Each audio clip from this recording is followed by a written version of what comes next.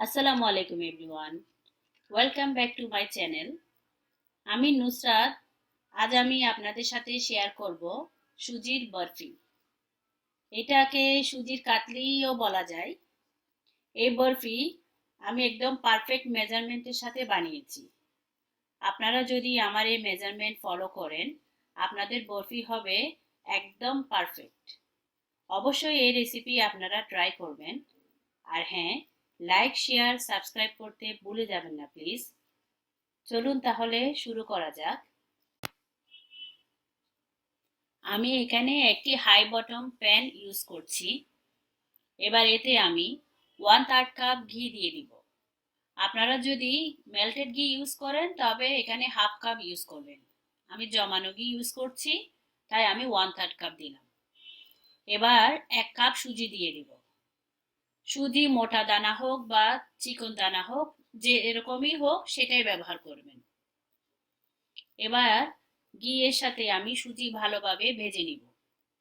আমি এখানে চুলার জাল একেবারে মাঝারি আঁচে রেখেছি। চুলার জাল কখনোই বাড়ানো যাবে না বা একেবারে কমানো যাবে না। ভিউয়ার্স, এখানে কিন্তু সুজি নাড়াচাড়া করা বন্ধ করা যাবে না। অনবরত নাড়াচাড়া করতে করতে দেখবেন একসময় সুজির কালার চেঞ্জ হয়ে আসছে। আর হাড়ির চারপাশে লেগে থাকা সুজিগুলো বারবার নিয়ে এসে ভাজতে হবে, না হয় শুধু মাঝখানের গুলো ভাজা হবে আর সাইডের গুলো কাঁচা থেকে যাবে। কিছুক্ষণ ভাজতে ভাজতে দেখবেন সুজি ঘিকে একদম ভালোভাবে অ্যাবজর্ব করে ফেলেছে, আর ঘি একটু বাদেই সেপারেট হয়ে যাবে। দেখুন ভিউয়ার্স, আস্তে আস্তে সুজির কালারটা চেঞ্জ হয়ে এসেছে। এ পর্যায়ে আসতে আমার 4 থেকে 5 মিনিট সময় লেগেছে। দেখুন ভিউয়ার্স, সুজির কালার এখন গোল্ডেন কালার হয়ে এসেছে। এ পর্যায়ে আমি কিছু ড্রাই ফ্রুটস অ্যাড করব। ড্রাই ফ্রুটস আমি এখানে কাজু, পেস্তা আর কাঠবাদাম ইউজ করেছি। আমি ড্রাই ফ্রুটস দিয়েছি 1/3 কাপ। এবার ড্রাই ফ্রুটস গুলো আমি সুজির সাথে আরো কিছুক্ষণ ভাজবো। যখন এরকম গোল্ডেন কালার হয়ে আসবে তখন আমি সুজিগুলো অন্য একটি প্লেটে তুলে রাখবো। আর এই প্যানে আমি সুগার সিরাপ বানাবো। দেখুন ভিউয়ার্স, সুজি কিন্তু এখন একদম পারফেক্ট ভাজা হয়ে গিয়েছে। এবার এটা আমি নামিয়ে নিব।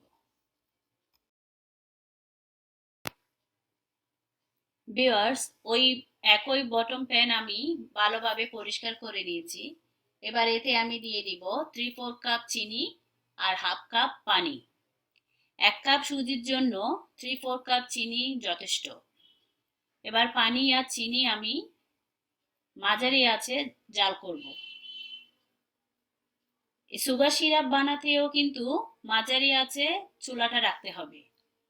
কোনোভাবে চুলার জাল বাড়ানো যাবে না, আবার একেবারে কমানো যাবে না, লো ফ্লেম করা যাবে না। একটু পর দেখবেন সুগার সিরাপের মধ্যে অনেকগুলো এভাবে বাবলস তৈরি হচ্ছে।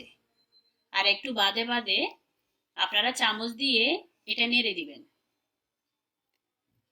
আমি এখানে প্রায় 2 থেকে 3 মিনিট এই সিরাপটা আমি জাল দিয়েছি। একটু পরপর দেখুন ভিউয়ার্স, আমার সুগার সিরাপটা এরকম এক তারের মতো লাগছে দেখতে। মানে সামান্য একটু আঠালো আঠালো যখন হবে আর এরকম সিরাপ যখন একটু মোটা মোটা করে পড়বে, তখনই এতে আমি আগে থেকে ভেজে রাখা সুজি দিয়ে দিব। এবার সুজির সাথে আমি সুগার সিরাপ ভালোভাবে মিক্স করব। আর আমার চুলার জালটা কিন্তু মাঝারি আঁচেই আছে। অনবরত নাড়াচাড়া করব। আমি এতে একটু সুগন্ধির জন্য হাফ চা চামচ কেওড়ার জল ব্যবহার করেছি। আপনারা চাইলে এখানে এলাচের গুঁড়া অথবা জাফরান ব্যবহার করতে পারেন। হাতের কাছে যেটা থাকবে সেটাই ব্যবহার করবেন। এবার আমি সুজি আর সুগার সিরাপ ভালোভাবে নাড়াচাড়া করতে করতে দেখুন ভিউয়ার্স, এক পর্যায়ে কিন্তু সুজি প্যানের থেকে আলগা হয়ে আসবে। আর এটা বেশি আছে করা যাবে না, বেশি আছে করলে কিন্তু এটা বরফি শেপ করা যাবে না। আর কম আছে করলে এটা একদম ঝরঝরে হয়ে যাবে। তাই এটাকে সবসময় মাঝারি আঁচে রাখতে হবে। দেখুন ভিউয়ার্স, আমার বরফি কিন্তু রেডি হয়ে গিয়েছে।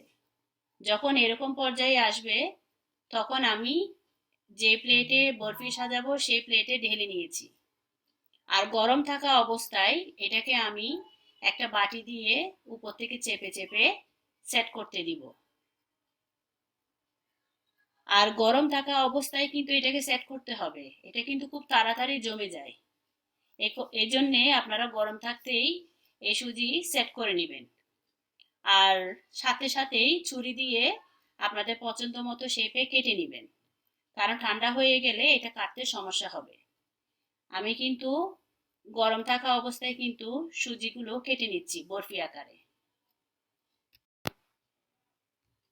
এই বরফি আপনারা বানিয়ে 15 থেকে 20 দিন ফ্রিজ ছাড়া সংরক্ষণ করতে পারবেন, কোনো রকম নষ্ট হবে না। আর হ্যাঁ, বানানোর সময় অবশ্যই খেয়াল করবেন কম আঁচ অথবা বেশি আঁচে এই বরফি তৈরি করা যাবে না। বেশি আঁচে তৈরি করলে বরফি জমবে না, আর কম আঁচে তৈরি করলে এটা ঝরঝরে হয়ে যাবে। তাই মাঝারি আঁচে সম্পূর্ণটা আপনারা এই বরফিটা তৈরি করবেন। আর কেমন হয়েছে আমাকে অবশ্যই এটার একটি ফিডব্যাক দিবেন। আশা করছি আমার আজকের এই রেসিপি আপনাদের ভালো লেগেছে। যদি ভালো লেগে থাকে তাহলে প্লিজ আমার চ্যানেলটি লাইক দিয়ে শেয়ার করবেন আর বেশি বেশি কমেন্ট করবেন, কারণ আপনাদের কমেন্ট আমাকে অনেক বেশি উৎসাহ দেয়। আজকে এ পর্যন্তই। পরবর্তীতে নতুন কোনো রেসিপি নিয়ে আপনাদের সামনে হাজির হব। আল্লাহ হাফেজ।